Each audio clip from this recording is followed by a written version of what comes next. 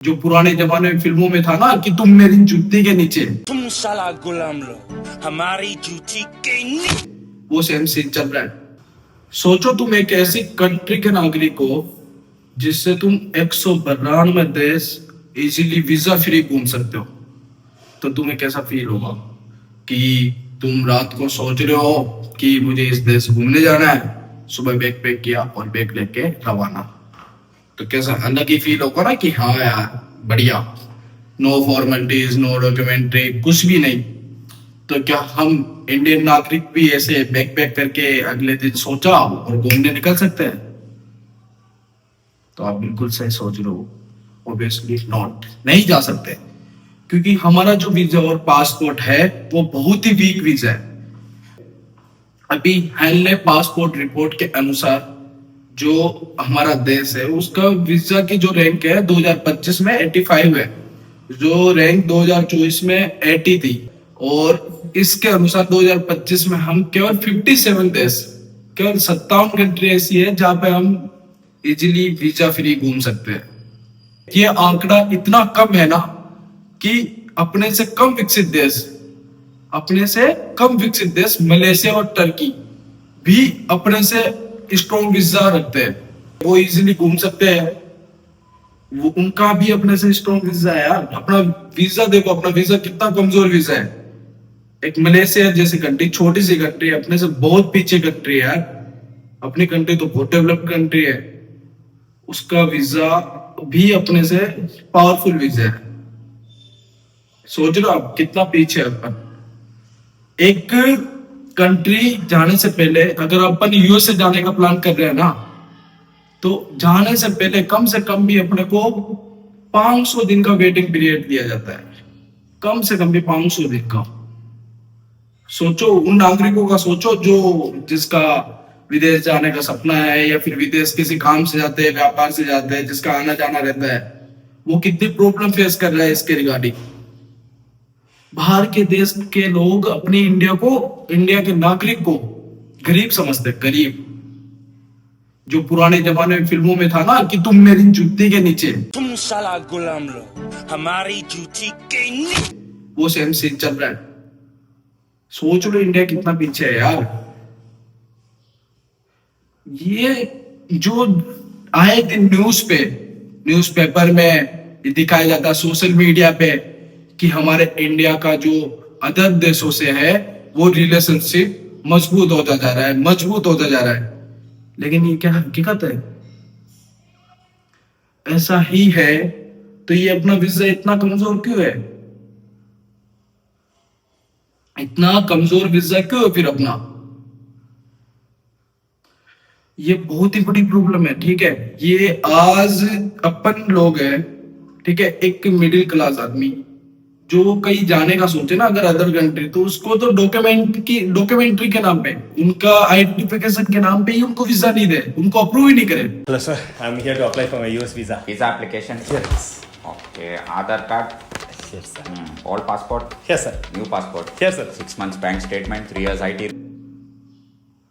Schezwan नाम का visa होता है जो यूरोपियन कंट्री में चलता है, 53 57 के अप्रोक्स कंट्रीज है ये। वहां तो अपने को पूरा डॉक्यूमेंट्री से निकाल दिया जाता है। आपको पता नहीं होगा लेकिन 2024 में अप्रोक्स इस सेकंड वीजा के लिए 1,20,000 नागरिकों को, इंडियन नागरिकों का वीजा रिजेक्ट कर दिया गया था।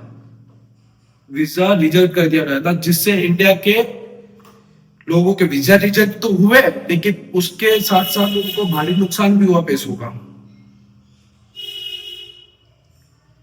तो उनकी नजरों में अपना वीजा इतना कमजोर है, और अपना वीजा कमजोर है तो ऑब्वियसली बात है कि हम जो लोग हैं उनकी नजरों में बहुत गरीब है, वो अपने को कुछ समझते ही नहीं है।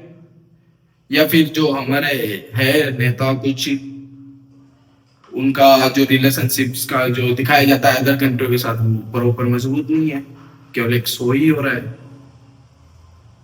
सोचिए ना यार, आप ये बात सोचने के लिए मजबूर कर देती है कि अपना जो भारत है ना, टॉप थ्री बिलियनियर कंट्री में आता है, तीसरा नंबर टॉप 3 में आता है बिलियनियर कंट्री में। इतना रिचेस्ट अपनी कंट्री है, उसके बाद भी बाहर के लोगों की थिंकिंग अपने लिए गरीब, पुअर थिंकिंग है अपने लिए। इतना कमजोर है अपना वीजा। कभी सोचा आपने? बहुत यूरोपियन कंट्री तो अपने साथ कोई संबंध ही नहीं है, अपने को तो अलाउ ही नहीं करते। बहुत रेयर चांसेस में कोई वीजा हो जाए तो हो जाए, अधिकतम वीजा रिजेक्ट किए जाते हैं। ये सोचने लायक बात है यार। क्या हम आज भी उसी जमाने में जी रहे, उस पुराने जमाने में जब हमें अंग्रेज ये समझते थे कि तुम हमारी जुत्ती के बराबर हो? तभी तो वीजा नहीं मिल पा रहा। और इसका मेन रीजन कि जिनको वीजा मिलता है वो ओवर स्टे कर लेते हैं, फेक वीजा, इलीगल वीजा की तरह चले जाते हैं, इलीगल वीजा एजेंट होते हैं उनकी तरह चले जाते हैं। तो ये जो चीजें हैं, इलीगल वीजा, ओवर स्टे, ये अपने देश का नाम ही तो खराब कर रहे हैं यार।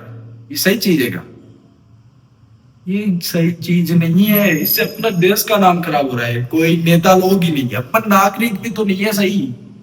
नागरिक ही तुम ही सपोर्ट नहीं कर रहे हो अपने देश को यार। और स्टे वीजा तुम रुक जाते हो, तुम्हारा वीजा हो गया, जैसे कि इस डेट को वीजा होना है, तुम्हें वापस अपनी कंट्री जाना है, तुम जाते ही नहीं हो। फाइनेंशियल कंडीशन तुम्हारी कमजोर है, फिर जाते ही क्यों? क्यों नाम खराब करते हो अपने देश का? गलत है यार ये। और इससे बचने के लिए अपने को एक बिल्टी भाई, हाँ, कि हम वीजा इजीली ले सकते हैं, ठीक है, हमारे अभी रैंक बढ़े, हम भी अदर अधिकतम कंट्रियों में घूमने जा सके वीजा फ्री। उसके लिए सरकार को अपने रिलेशनशिप और मजबूत करने होंगे अदर देशों से। साथ ही ये जो इलीगल तरीके से वीजा एजेंट होते हैं उनको बंद करवाना होगा सरकार को। ज्यादा से ज्यादा बहुत बहुत लोगों के साथ ठगी हो जाती है, फिर वो ओवर स्टे कर जाते हैं। तो वहाँ जो ओवर स्टे कर रहे हैं किसी भी कंट्री पे, वहां क्या पूछा जाता है, कहाँ से हो? तो इंडिया का नाम आता है। तो इंडिया का नाम आने के बाद ही उस कंट्री की नजर में इंडिया का ऐसा हो जाता है कि यार ये क्या है, बहुत गरीब है सर, पैसे नहीं है, ओवर स्टे कर रहे हैं, जाने का नहीं है। सारी चीजों में फर्क पड़ता है यार। ये एक नेता यानी सरकार के साथ साथ अपने आम नागरिक की भी जिम्मेदारी है कि अपना वीजा, अपना पासपोर्ट कैसे मजबूत करे, अपने देश को कैसे सपोर्ट करे। इन चीजों का ध्यान रखे यार। तुम्हें पता नहीं होगा, मलेशिया जैसा देश भी, टर्की, मलेशिया, ये देश भी अपने से ज्यादा है। और 85 जो रैंक मैंने बताई है ना आप लोगों को, ये एक्चुअल 85 रैंक नहीं, इसके साथ 85 जैसे इंडिया की रैंक है अभी, इस 85 रैंक में दो तीन तीन कंट्री और भी है। सोच रहे हो तो इतना पीछे है यार। इतना इतनी स्थिति तो खराब नहीं है अपने देश की यार। ये सही नहीं है यार। ठीक है, ओके, ठीक है भाइयों, सपोर्ट करिए अपने देश को और अपने इस भाई को नई नई जानकारी जानने के लिए। मिलते हैं जल्दी अगली वीडियो में। ओके।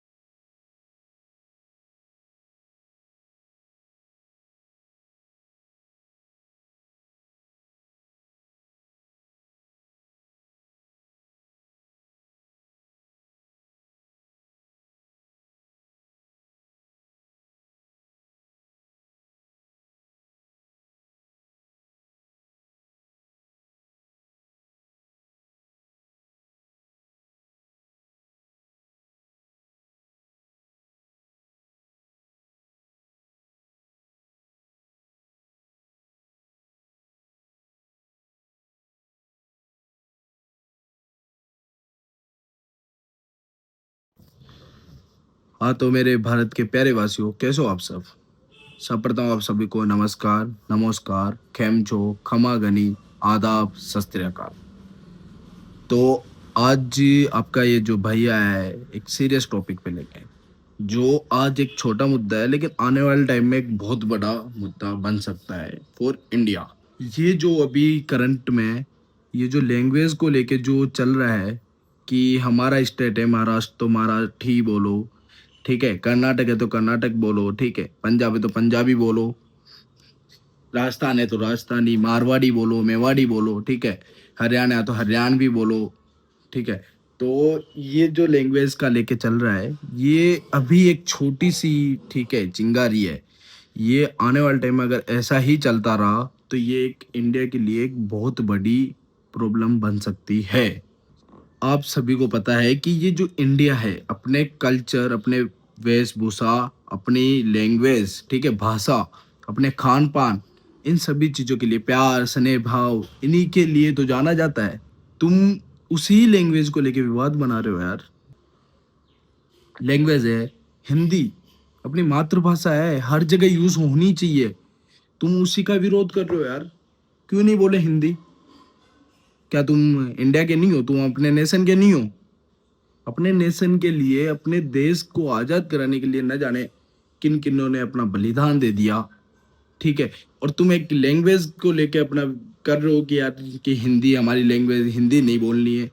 क्या लगा रखा है ये? क्या है ये भाई? हिंदी हमारी मातृभाषा है। प्रत्येक स्टेट में, प्रत्येक राज्य में, पूरे ऑल ओवर इंडिया में हिंदी चलनी चाहिए। एक हिंदी तो ऐसी लैंग्वेज है जो हर बंदे को उसको इजीली समझ सकता है, बोल सकता है हिंदी। प्रत्येक स्टेट में, राजस्थान में आ गए तुम, मारवाड़ी आती है, मराठी लोगों को मारवाड़ी आती है, साउथ वाले तुम बोल लोगे मारवाड़ी। साउथ चले गए, साउथ की लैंग्वेज नहीं आती है। कर्नाटक की जरूरी है कि हर स्टेट वाले को आती है? नहीं आती है। मराठी नहीं आती है यार। पंजाबी आधे पंजाबी नहीं आती है किसी को। तो इसी के लिए तो अपनी मातृभाषा है हिंदी, उसका ही तो प्रयोग किया जाएगा जिससे इजीली सबको समझ में आए। तुम उसी भी भाषा पे लड़ाई कर रहे हो। भी महाराष्ट्र में एक रिसेंटली केस आया है, किसी व्यापारी को थप्पड़ मार दिया कि तुम्हें मराठी नहीं आती है। इससे पहले भी कुछ और वीडियोस आई थी जो मैं आपको दिखाऊंगा। मराठीतच बोलायचं. तू काय बोलतो? मला मराठी येत नाही. मराठीतच बोला. तू येऊ त्या डीआरएम कडे कंप्लेंट नंबर कर, तुझे नंबर. जागृति, हम दोनों की जान की ये बांधे पड़े हैं। हम साउथ में हैं, अभी चेन्नई में है, हमें यहाँ से ले जाइए। हम यार ये उन बेरोजगार लोगों का काम है जिनको कुछ मिल नहीं रहा है, रोजगार नहीं मिल रहा, ना वो खुद करना चाहते हैं ना किसी और को कमा के खाने देते हैं। साथ में ये पूरा अपना माहौल खराब कर रहे हैं। अपनी लैंग्वेज है हिंदी जो पूरे भारत में चलती है, तुम उसी का बहिष्कार कर रहे हो। तुम हिंदी का विरोध कर रहे हो यार। तुम मराठी लोग हमारे यहाँ आ जाओ, राजस्थान में तुम्हें आती है मारवाड़ी? मारवाड़ी आती होगी, मेवाड़ी आती है? बोल के दिखा दो। नहीं आती है यार तुम्हें, ओबियसली बात है आ जाएगी तुम्हें। साउथ बोल लोगे, कन्नड़ बोल लोगे तुम। अदर स्टेट भी, हम राजस्थान वाले भी तो ठीक है, सरवाइव कर रहे हैं। हमारे यहाँ भी बहुत मुंबई से आता है, महाराष्ट्र के मेरे खुद के फ्रेंड है, उनको भी नहीं आती प्रॉपर। ये आज अभी छोटी सी चिंगारी है, आगे आने वाले टाइम में बहुत बड़ी बन सकती है। तो अपने देश को सपोर्ट करो, अपनी लैंग्वेज को सपोर्ट करो। हिंदी मातृभाषा है जिसके देश के लिए बहुत बड़े लोगों ने बलिदान दे दिया। ये जो अभी लैंग्वेज को लेके चल रही है, ये आने वाले टाइम में अगर बढ़ गई और प्रत्येक स्टेट के अगर लैंग्वेजेस यूज करने लग गए तो ये एक दिन बहुत ही बड़ी चिंता बन जाएगी इंडिया के लिए। आज नहीं, आज के अगर ये चीज नहीं रुकी ना, अभी आज क्या 5-10 साल बाद आप देख लेना कि अपने प्रत्येक राज्य के लोग नहीं आने देंगे किसी अदर राज्य के स्टेट के लोगों को। और हर बंदे के लिए ऑल लैंग्वेज, हर जगह की लैंग्वेज जानना, समझना, सीखना इजी नहीं होता, ठीक है। समझो, सरवाइव करो। हिंदी है, अपनी इंडिया की लैंग्वेज है, मातृभाषा है, उसको प्रोत्साहन करिए, समझिए, थोड़ा सपोर्ट करिए अपने देश को। तुम मराठी लोग, तमिल लोग, केरल के, साउथ के, पंजाबी, सब जगह के लोग आते हैं, अलग अलग डिस्ट्रिक्ट, अलग अलग जगह पे। समझो थोड़ा, ठीक है? ठीक है भाइयों, समझो, ज़्यादा कुछ ही नहीं। अपनी लैंग्वेज, मातृभाषा हिंदी को सपोर्ट करो, हिंदी बोलिए ज़्यादा से ज़्यादा। और ये जो चल रहा है इसको रोकिए, ठीक है? इसको सपोर्ट मत करिए कि हाँ मराठी बोलिए, हाँ साउथ बोलिए, कर्नाटकी बोलिए, हाँ मारवाड़ी बोलिए, पंजाबी बोलिए, गुजराती बोलिए। ये सही नहीं है फॉर इंडिया, ठीक है? अपने नेशन के लिए जो चीज़ सही नहीं है वो नहीं है, छोड़ दो इसी चीज़ को, ठीक है भाइयों? ज़्यादा कुछ ही नहीं, चलता हूँ। आपका भाई जल्दी ही मिलेंगे। और इस चीज़ को थोड़ा सीरियस सोचना, आने वाले टाइम में फ्यूचर के लिए ये कई बड़ी समस्या नहीं हो जाए। ओके।